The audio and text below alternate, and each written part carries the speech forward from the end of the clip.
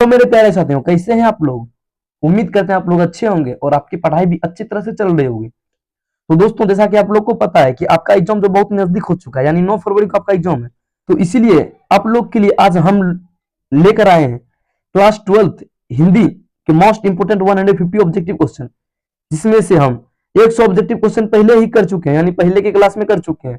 और आज जो है 100 के बाद का ऑब्जेक्टिव क्वेश्चन करेंगे। तो चलिए आज की क्लास को बिना विलंब के शुरू करते हैं। अगर आप चैनल पर पहली बार आए हैं तो चैनल को सब्सक्राइब कर, वीडियो को लाइक कर अपने दोस्तों के साथ जरूर शेयर कीजिएगा। आपका पहला क्वेश्चन है दोस्तों, पितामह का मतलब होता है दादा है। कभी दादा भी पूछे तो पितामह का मतलब क्या होता है? दादा। और इनके दादा कौन थे? शिव रतन साहू। कौन थे? शिव रतन साहू। शिव जतन नहीं, शिव रतन साहू थे। और आपका अगला क्वेश्चन है, यानी क्वेश्चन नंबर 2 है, जयशंकर प्रसाद कितनी कम वर्ष की अवस्था में पितृविहीन हुए थे? देखिए, आप लोग जो है साथ साथ आंसर देते हुए भी चलिएगा। इनका जो है ये बहुत बार पितृविहीन हुए थे, लेकिन मुख्य रूप से 12 वर्ष की उम्र में जो है इनके पिता का निधन हो गया था। कितने वर्ष की उम्र में? 12 वर्ष की उम्र में। और आपका अगला क्वेश्चन है, क्वेश्चन नंबर 3 है, सॉरी 103 है, जयशंकर प्रसाद हिंदी साहित्य के किस काल के कवि थे? यानी जयशंकर प्रसाद जो है हिंदी साहित्य के किस काल के कवि थे? जिनके ऑप्शन है रीतिकाल, आदिकाल, आधुनिक काल, भक्ति काल। इसमें जो है 100 सिर्फ बुक्स का, 150 सिर्फ बुक्स का ऑब्जेक्टिव क्वेश्चन है, इसमें व्याकरण सब नहीं है, सिर्फ 150 बुक्स का ऑब्जेक्टिव है। और इनसे पहले वाले वीडियो में इससे पहले का ऑब्जेक्टिव किए, इससे पहले चैप्टर का, और जो बचा हुआ चैप्टर है 50 ऑब्जेक्टिव उसमें से है। तो यह जो है हिंदी साहित्य के छायावाद युग यानी आधुनिक काल के कवि थे। किस काल के? आधुनिक काल के। आपका अगला क्वेश्चन है, पुत्र वियोग शीर्षक कविता की रचना किसने की है? यानी पुत्र वियोग शीर्षक कविता की रचना किसकी है? तो सुभद्रा कुमारी चौहान की। किसकी? तो इनके लेखक कौन है? सुभद्रा कुमारी चौहान। और आपका अगला क्वेश्चन है, यानी क्वेश्चन नंबर 105 है, सुभद्रा कुमारी चौहान का जन्म कहां हुआ था? यानी पुत्र वियोग शीर्षक के जो लेखिका है उनकी जन्म कहां हुआ था? जिनके ऑप्शन है वाराणसी, कानपुर, इलाहाबाद या फौजाबाद। तो इसका आंसर दीजिए आप लोग। तो इनका जन्म कहां हुआ था? इलाहाबाद में। और कब हुआ था? 16 अगस्त। कब? 16 अगस्त 1904 ईस्वी को। यह भी क्वेश्चन पूछ सकता है, इसीलिए आप लोग इसको भी याद रखिएगा। अगला क्वेश्चन है, सुभद्रा कुमारी चौहान को किस पार्टी का एमएलए चुना गया था? जिनके ऑप्शन है समाजवादी पार्टी, भारतीय communist party, Bharatiya Janata party या कांग्रेस। तो इनको जो है कांग्रेस पार्टी, किस पार्टी की? कांग्रेस पार्टी यानी भारतीय राष्ट्र कांग्रेस पार्टी की एमएलए चुना गया था। अगला क्वेश्चन है, वर्ग की कवियत्री मानी जाती है? जिनके ऑप्शन है कठु यथार्थवर्ग धारा, राष्ट्रीय भाव धारा, भक्ति भाव धारा, इनमें से कोई नहीं ये कवियत्री मानी जाती है। आपका अगला क्वेश्चन है, सुभद्रा कुमारी चौहान की कौन सी कृति नहीं है? जिनके ऑप्शन है बिखरे मोती, मुकुल, प्रायश्चित या त्रिधारा। तो इनमें से जो ऑप्शन है बिखरे मोती, मुकुल और त्रिधारा, ये सब सुभद्रा कुमारी चौहान की रचना है, लेकिन प्रायश्चित जो है ये सुभद्रा कुमारी चौहान की रचना नहीं है। और आपका अगला क्वेश्चन है, बहादुर सिंह ने कौन सी कविता लिखी है? जिनके ऑप्शन है पुत्र वियोग, उषा, हारजीत या अधिनायक। तो शमशेर बहादुर सिंह जो है, तो शमशेर बहादुर सिंह ने कौन सा कविता लिखी है? उषा। किस कविता को? उषा को। यानी ऑप्शन नंबर बी हो जाएगा इनका बिल्कुल करेक्ट आंसर। और आपका अगला क्वेश्चन है, शमशेर बहादुर सिंह ने जो है हिंदी साहित्य में क्या कहा जाता है? यानी शमशेर बहादुर सिंह को हिंदी साहित्य में क्या कहा जाता है? जिनके ऑप्शन है कवि शिरोमणि, कवि रत्न, कवियों के कवि, इनमें से कोई नहीं। तो इनको जो है कवियों के कवि कहते हैं। क्या कहते हैं? कवियों के कवि, यानी ऑप्शन नंबर सी हो जाएगा बिल्कुल करेक्ट आंसर। और आपका अगला क्वेश्चन, कवियों के कवि किसे कहा जाता है? यानी कवियों कवि किसे कहा जाता है? अभी आपको जस्ट बताएं, ये देखिए किसको कहते हैं? शमशेर बहादुर सिंह को। यानी ऑप्शन नंबर डी हो जाएगा इनका बिल्कुल करेक्ट आंसर। और आपका जो है क्या अगला क्वेश्चन आपका, शमशेर बहादुर सिंह की प्रतिनिधि कविताएं नामक काव्य कृति का संपादन किसने किया था? Doctor doctor Kashinath Singh, doctor Dudhnath Singh, doctor Namvar Singh, इनमें से कोई नहीं। तो कौन किए थे? डॉक्टर नामवर सिंह, यानी ऑप्शन नंबर सी हो जाएंगे इनका बिल्कुल करेक्ट आंसर। और जो है उषा का जो है क्या अगला क्वेश्चन, उषा का जादू कब सॉरी उषा का जादू कब टूट जाता है? सूर्योदय होने पर, दोपहर होने पर, अंधेरा होने पर, इनमें से कोई नहीं। तो उषा का जादू है सूर्योदय होने पर टूट जाता है, यह कविता से ही लिया गया है। और आपका अगला क्वेश्चन है जन जन का चेहरा एक शीर्षक कविता की रचना किसने की है? तो जन जन का चेहरा एक जो शीर्षक कविता की रचना ये किए हैं आपके गजानन माधव मुक्तिबोध। किसने किए हैं? गजानन माधव मुक्तिबोध ने। और आपका अगला क्वेश्चन है गजानन माधव मुक्तिबोध का जन्म कहाँ हुआ था? यानी गजानन माधव मुक्तिबोध जो थे इनका जन्म कहाँ हुआ था? इनका जन्म हुआ था कहाँ? छत्तीसगढ़, यानी ऑप्शन नंबर सी हो जाएंगे इनका बिल्कुल करेक्ट आंसर। और आपका अगला क्वेश्चन है मुक्तिबोध ने किस विश्वविद्यालय से एमए किया था? यानी मुक्तिबोध जो है किस विश्वविद्यालय से एमए किया था? तो यह क्या था आपका? नागपुर विश्वविद्यालय से। कहां से? नागपुर विश्वविद्यालय, यानी ऑप्शन नंबर डी हो जाएंगे इनका बिल्कुल करेक्ट आंसर। और आपका अगला क्वेश्चन है मुक्तिबोध ने नागपुर से निकलने वाले किस पत्र का संपादन किया था? तो मुक्तिबोध ने जो है नागपुर से निकलने वाले नया खून पत्र का संपादन किया था। आपका अगला क्वेश्चन है मुक्तिबोध ने दिग्विजय महाविद्यालय राजनांदगंज के प्रधानाध्यापक के पद पर कब से काम करना प्रारंभ किया था? यानी दिग्विजय महाविद्यालय राजनांदगांव के प्राध्यापक के पद पर इन्होंने 1958 से काम करना शुरू किया था। कब से? 1958 से। और आपका अगला क्वेश्चन है रघुवीर सहाय ने कौन सी कविता लिखी है? रघुवीर सहाय ने कौन सी कविता लिखी है? यह लिखी है आपका अधिनायक, यानी ऑप्शन नंबर सी इनका बिल्कुल करेक्ट आंसर हो जाएंगे। और आपका अगला क्वेश्चन है अधिनायक शीर्षक पाठ कविता किस तरह की कविता है? तो यह जो है यह एक प्रकार का व्यंग्य प्रधान है। किस प्रकार का? व्यंग्य प्रधान। और आपका अगला क्वेश्चन है रघुवीर सहाय किस काल के कवि है? जिनके ऑप्शन आधुनिक काल, रीति काल, आदिकाल या छायावाद काल के। रघुवीर सहाय जो है यह किस काल के कवि है? तो यह है आपके आधुनिक काल के। किस काल के? आधुनिक काल, यानी ऑप्शन नंबर ए हो जाएंगे बिल्कुल करेक्ट आंसर। और आपका अगला क्वेश्चन है रघुवीर सहाय का जन्म कहाँ हुआ था? जिनके ऑप्शन आगरा उत्तर प्रदेश, इलाहाबाद उत्तर प्रदेश, कानपुर उत्तर प्रदेश, लखनऊ उत्तर प्रदेश। तो इनका सही उत्तर हो जाएगा ऑप्शन नंबर डी, यानी लखनऊ उत्तर प्रदेश। और है आपका अगला क्वेश्चन रघुवीर सहाय ने एमए किस विश्वविद्यालय से किया था?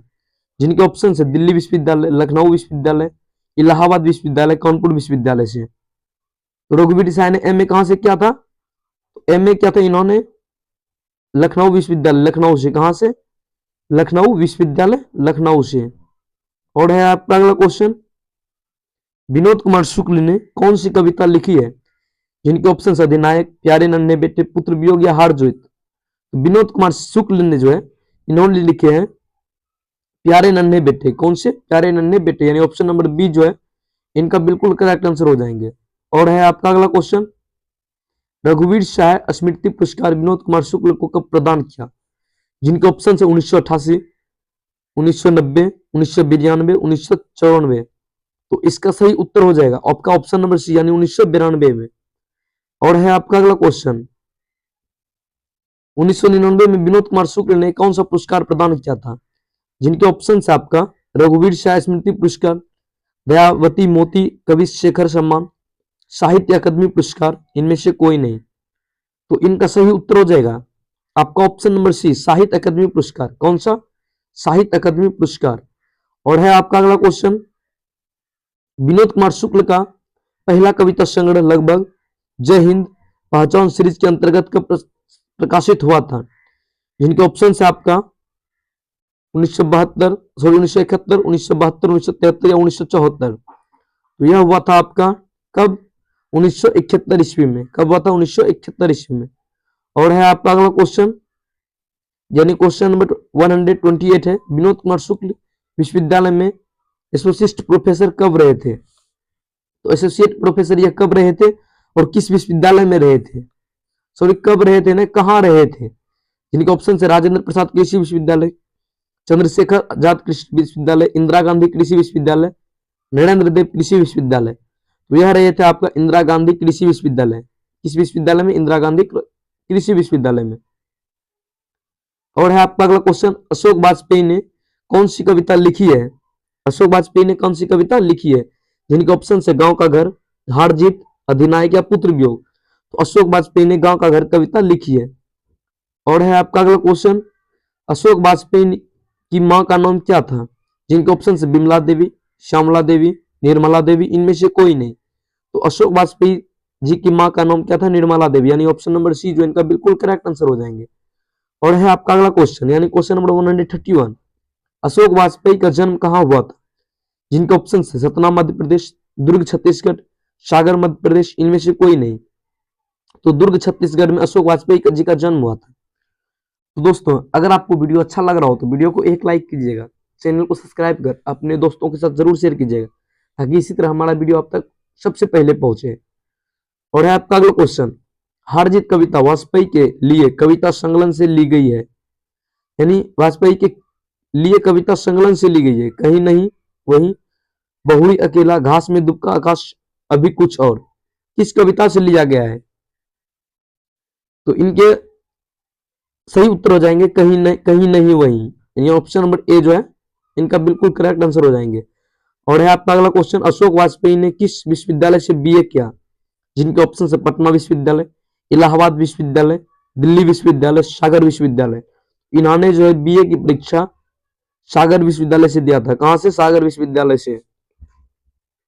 और है आपका अगला क्वेश्चन, यानी क्वेश्चन नंबर 134, ज्ञानेंद्र पति ने कौन सी कविता लिखी है? जिनके ऑप्शन है हार जीत, गांव का घर, व्यंग या पुत्र वियोग। इन्होंने गांव का घर कविता को लिखा है। और है आपका अगला क्वेश्चन, ज्ञानेंद्र पति किस काल के कवि है? भक्ति काल, रीति काल, आधुनिक काल या प्रेमचंद काल।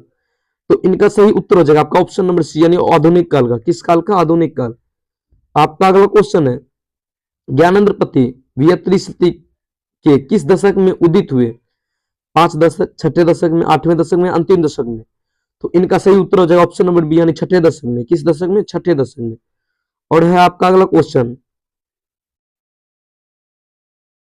ज्ञानंद मंत्र के पति का नाम क्या था? जिनके ऑप्शन है देवेंद्र प्रसाद चौबे, नरेंद्र प्रसाद चौबे, इंद्रजित प्रसाद चौबे, इनमें से कोई नहीं।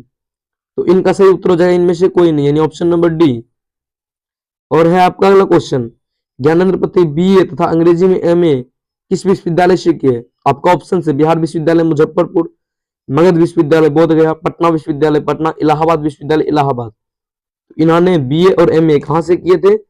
आपका पटना विश्वविद्यालय पटना से। कहां से? पटना विश्वविद्यालय से। और है आपका अगला क्वेश्चन,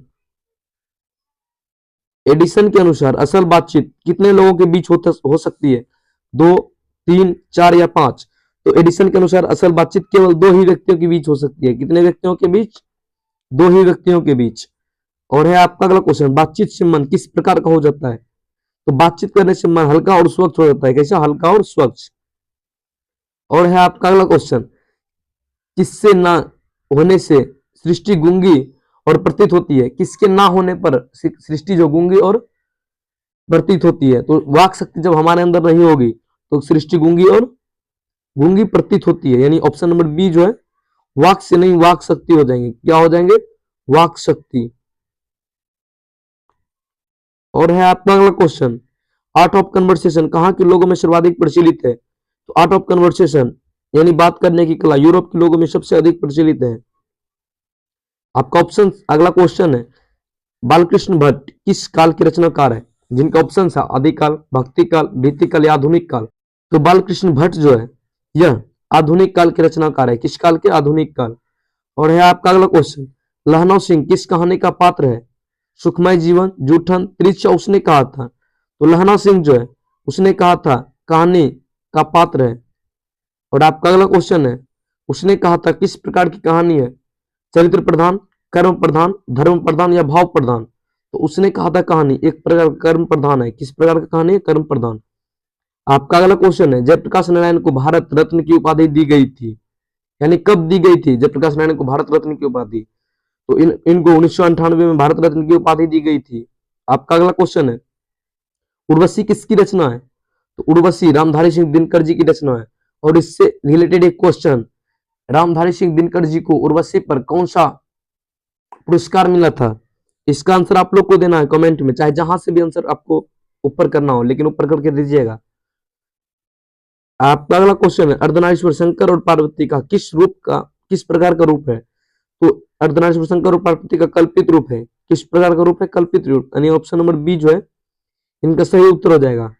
और आपका अगला क्वेश्चन है, प्रेमचंद्र के अनुसार नारी जब पुरुष के गुण सीखती है तब वह क्या कहलाती है? तो नारी जब पुरुष के गुण सीखती है तो वह राक्षसी कहलाती है। क्या कहलाती है? राक्षसी, यानी ऑप्शन नंबर बी जो है इनका बिल्कुल करेक्ट आंसर हो जाएंगे। और आपका 150 क्वेश्चन और इस क्लास की लास्ट क्वेश्चन है, निम्नलिखित में कौन सी रचना दिनकर जी की नहीं है? तो इनका सही उत्तर हो जाएगा जूठन, क्योंकि जूठन ओम प्रकाश वाल्मीकि जी की रचना है। तो दोस्तों ये थी आज की महत्वपूर्ण क्लास। आशा करता हूं आपको ये क्लास से बहुत कुछ सीखने को मिला होगा और आपका जितना भी सही उत्तर हुआ होगा आप कमेंट में जरूर लिख के जाइएगा। मिलते हैं इसी तरह की नई वीडियो के साथ, तब तक आप अपना ख्याल रखें, अपने परिवार का ख्याल रखें। धन्यवाद।